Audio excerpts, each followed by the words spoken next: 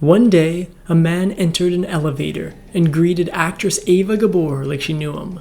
Confused, she asked who he was. His identity shocked her to the core.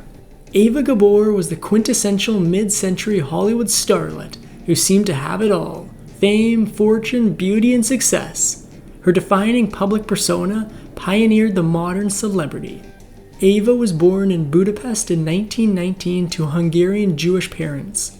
From the beginning, drama loved her. In the 1930s, her entire family was forced to flee the country as tensions heated up in Europe. Although they eventually settled in America, some of Eva's older relatives, including her grandparents, perished in the war. Unfortunately for Eva, that was just the beginning of some serious family issues. Eva's mother, Jolie Gabor, aspired to be an actress. She married Eva's father, Vilmos, a wealthy major in the Hungarian army, and Eva grew up alongside her older sisters, Magda and Jaja. But as Jolie's hopes of fame withered with age, she began to live vicariously through her daughters and ensure they realized her dreams. This would take an enormous and disturbing psychological toll on the girls. It wasn't enough for Jolie that her daughters were beautiful and fashionable. They had to be the most beautiful and the most fashionable. Later, Eva and her sisters would express frustration at how they could never quite reach their mother's impossible goals for them. Case in point, in Jolie's autobiography, she says that Eva's sister Magda was so very fat as a girl, she was ashamed to be seen with her. But the matriarch's cruel efforts nonetheless yielded results, for a time. When Eva was just 18 years old, she caught the eye of Swedish osteopath Dr. Eric Dimmer and soon became his bride. Her marriage coincided with an enormous change. With Dr. Dimmer, Eva became the first of her family to emigrate to America, forging a path she hoped would lead to glamour, riches, and fame. And it did, but all that glittered wasn't gold. Eva's marriage to Dimmer was doomed nearly from the start. For one, she later claimed, "I wanted to have babies and lead a simple family life, but my husband objected to me having children, a fundamental incompatibility that they couldn't seem to surmount." As if that weren't enough, Eva's family started to get involved. Shortly after Eva moved to the United States with Dimmer, her middle sister Jaja followed and moved in with Eva and her husband. It was a total disaster. Jaja despised her brother-in-law, and in an apparent bid for dominance, even went so far as to take over the main bedroom in the house. This all led to a bizarre choice. In the end, Eva's marriage to Dimmer lasted less than 5 years, and upon filing for divorce, she claimed that she had been exceedingly cruel. But in later years, Eva believed that Jaja divorced him, not me. As she put it, she was very strong, and I was not. She didn't like my husband, and somehow I got divorced. Still, for all that, Eva put Dimmer in the rear view terrifyingly fast. After divorcing her first husband, Eva married for money a little over a year later. Her second husband, Charles Isaacs, was an investment broker. But although Isaacs kept Eva in the luxury she was quickly getting used to, it was just as ill-fated as her first, and they divorced after almost 6 years of marriage. It would not be her last broken union. Upon emigrating to the US, Eva began pursuing an acting career. She was, after all, Jolie's daughter. Although she only spoke broken English when she arrived, she managed to snag a deal with Paramount. Unfortunately, this would be only the first phase of an uneasy start. Paramount paid for Eva to take acting lessons with the intention of making her a leading lady. Her first opportunity came in 1941 when she starred in the shoddily produced Forced Landing. The film was so bad that Eva would later bitterly refer to it as a B picture only to those too lazy to go down the alphabet. Her next acting endeavor was something else entirely. Eva managed to secure a small role in the 1957 comedy Don't Go Near the Water, starring Glenn Ford. Set on a Navy ship during World War II, Eva played the shapely and flirtatious Deborah Aldrich. Raunchy even for its time, the movie includes a scene when Eva's character provides the ship with a mascot, a pair of her black lace panties. But true fame was coming for her. Eva landed her best-known role in 1965, playing Lisa Douglas in the rural sitcom Green Acres, starring alongside on-screen husband Eddie Albert. Her Her character was a city slicker convinced to leave the rat race and move to a farm in the countryside. This show was a big success, and the world began to know Eva and her strange habits.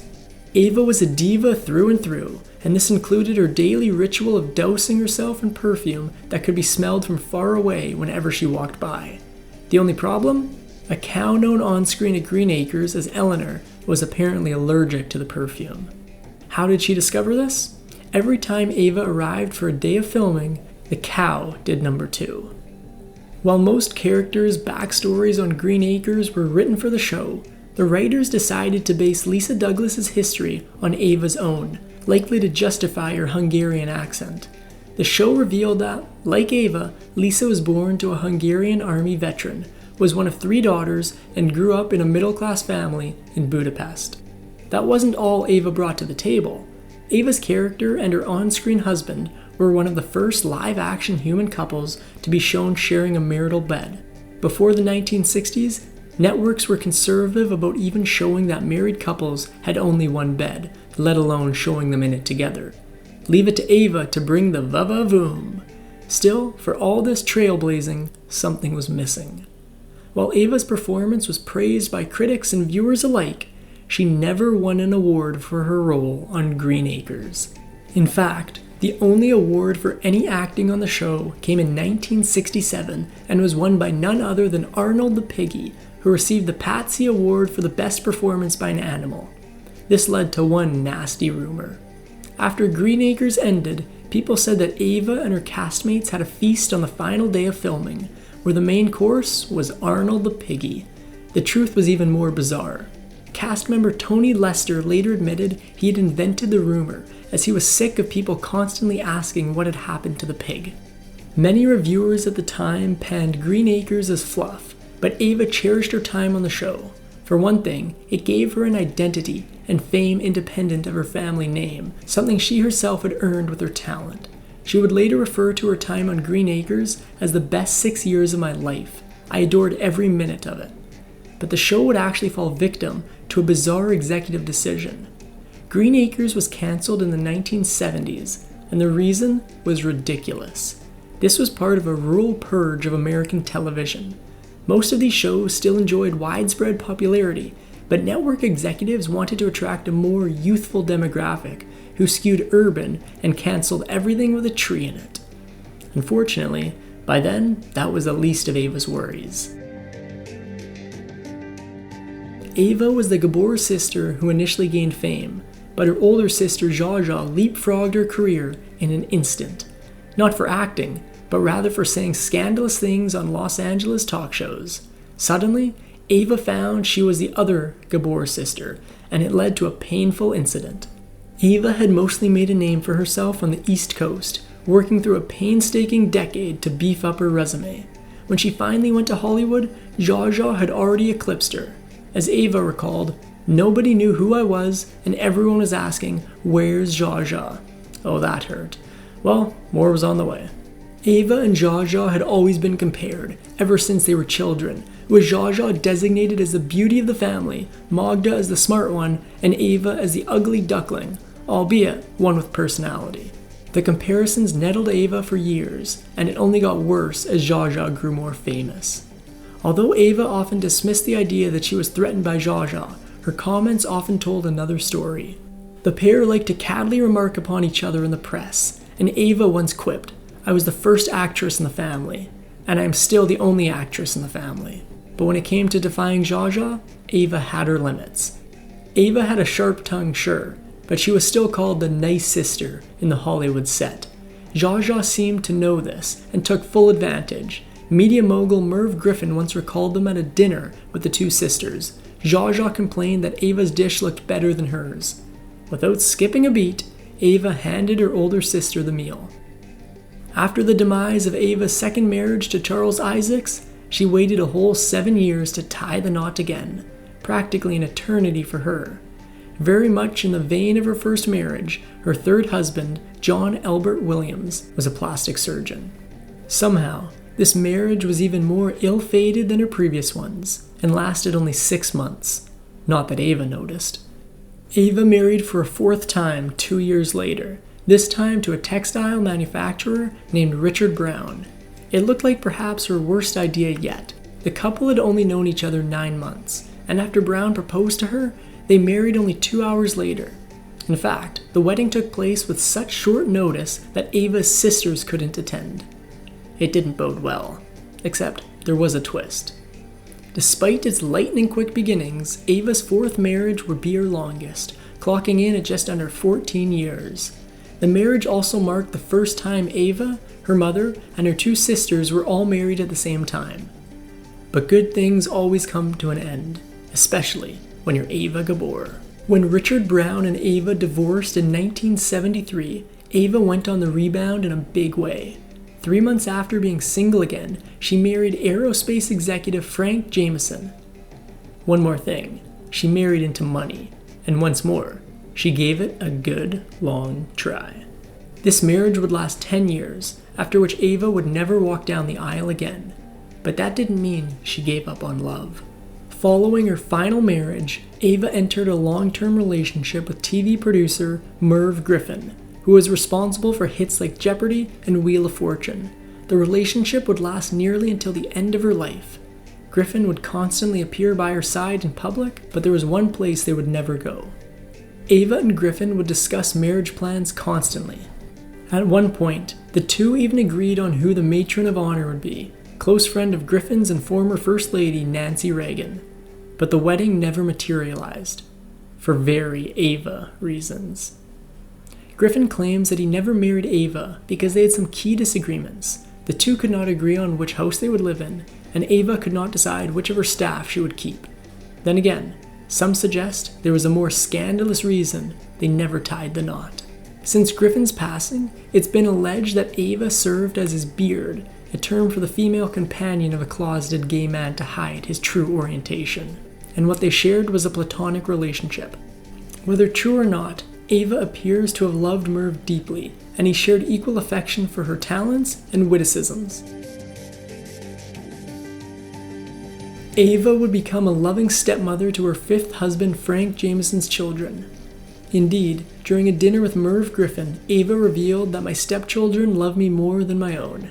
Griffin was quick to point out, correctly, that she didn't actually have any children of her own. Her response? I don't? In 1989, Eva's sister Zsa got into an infamous amount of trouble. One day, the 72-year-old Zsa was pulled over for a traffic violation and ended up slapping the officer in the face. The press had a field day for this slap heard around the world, especially as it came out that Zsa had open alcohol in the car and was driving without a license. Eva's response wasn't what you might think. Such was the media circus surrounding Zsa's trial that Eva went into serious hiding.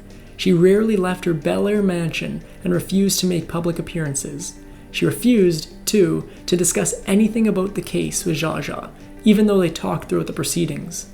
Still, Eva wasn't exactly pure as the driven show herself. At the age of 69, Eva was stopped by a police officer for her own traffic infraction. Eva's passenger friend begged her to keep quiet, to avoid anything more than a ticket, and Eva immediately ducked down to hide herself. No such luck. The officer knocked on her window and greeted her by her name. By her own admission, though, Eva was just glad the officer hadn't mistaken her for Zsa. All I could think was, thank God, she recalled. To be fair, this was a common issue. Eva and Zsa looked very alike, and it became a running joke in the media that people couldn't tell them apart. At one point, Zsa publicly claimed that Tonight Show host Johnny Carson tried to secretly meet with her at a Beverly Hills hotel. Carson clapped back on his show, joking that Zsa had herself confused her with her sister Eva. But there was one crucial difference between them. After Zsa's slapping incident, the press began depicting Eva as the good Gabor, or more insultingly, the other Gabor. Although Eva sometimes appeared to appreciate the favorable comparison, she also said she thought being good was boring. It also caused further tension between the siblings. At the height of their fame, rumors abounded that Eva and Zsa were so at odds they couldn't even be in the same room together. Eva always staunchly denied this and claimed she spoke to her sister every day, but one confidant said otherwise. Merv Griffin once revealed that though the sisters spoke often when they were on good terms, they frequently fought and would ice each other out for a week or more at a time.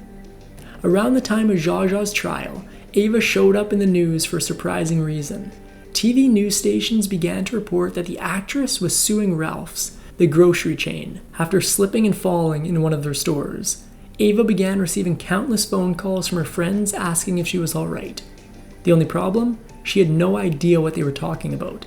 As it turned out, the Eva Gabor who was suing Ralph's was someone entirely different. Due to Zsa Zsa's recent legal troubles, most people heard the words lawsuit and Gabor together and assumed another Hollywood scandal was afoot. Showing off her good humor, Eva was reportedly amused by the incident. Despite spending most of their lives in America, Eva and her sisters never quite lost their Hungarian accents. They became known for their trademark term for everyone they addressed darling, though in their charming Eastern European infection, it always came out as darling. Not only was Eva's accent part of her brand, but it was also a source of pride. Eva completely embraced her Hungarian identity, and in fact, saw it as an asset. Merv Griffin would often lightheartedly suggest she hire a locution teacher to help her sound more American. Eva would flat out refuse every time, telling him, "Oh darling, it's my whole life, it's my business." Eva and her sisters have been called the first American celebrities. We take the concept of celebrity for granted today, but in Eva's time, it was a relatively new thing. The Gabors were among the first to have their personal lives observed and remarked upon by gossip columnists. More than their acting or business pursuits, they were the first celebrities to be famous for being famous. Eva made an absolute point never to be seen without her full hair and makeup. This dedication extended to all aspects of Eva's life. She wouldn't even answer her door for a delivery unless she was completely made up. More than that, Merv Griffin claimed that Eva was disgusted with the rise in popularity of the natural look in the 1990s. Eva and her sisters were never open about how old they were, often obscuring or straight up lying about their birth dates. They did have something of a legitimate reason for this, as Hungarian record keeping was lax when they were born. Still, Eva, and particularly Zsa Zsa, would constantly pretend they were several years younger than they were.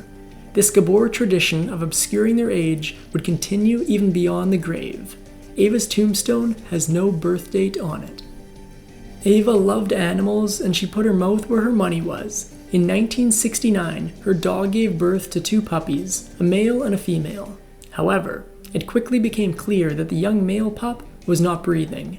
Eva sprung into action. She grabbed a hose, stuck it down the dog's throat, and resuscitated him. Nursing him back to health, she decided to name the pup Oliver. Between them, the Gabor sisters collected a staggering 20 husbands.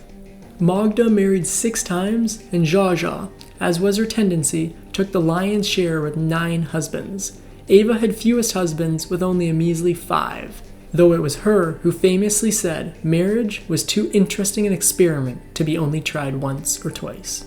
Except, it wasn't only marriage she experimented with. Eva was rumored to have had many affairs in her life. Some of these occurred in the periods between her marriages, whereas others may have taken place during those marriages. The actress reportedly seduced the likes of Frank Sinatra, Tyrone Power, and Glenn Ford. In 1966, on an appearance on The Tonight Show starring Jimmy Carson, Eva convinced Carson to take part in a game live on air. To the delight of the audience, that game was Twister. It's said that the segment was single-handedly responsible for saving Twister, which was set to be pulled from the market due to low sales. Although Eva was the youngest of her sisters, she was the first to die. After falling in a bathtub in Mexico while on vacation, she returned to Los Angeles, only to begin suffering from pneumonia. The end came brutally quickly. On Independence Day, in 1995, she passed at the age of 76. Eva Gabor's glitzy public life and private turmoil is perhaps best illustrated in just one anecdote. One day, somewhat later in her life, a man greeted Eva in the elevator. "Do I know you?" she asked him. She certainly did. The man was Dr. John Elbert Williams. He replied, "I was your 3rd husband." Eva was married 5 times on paper, but she felt the number was closer to 4.5. One of her marriages was, as she would often say, on the rebound. She never specified which husband she was referring to, but we think it's safe to say it was the one she didn't recognize in the elevator.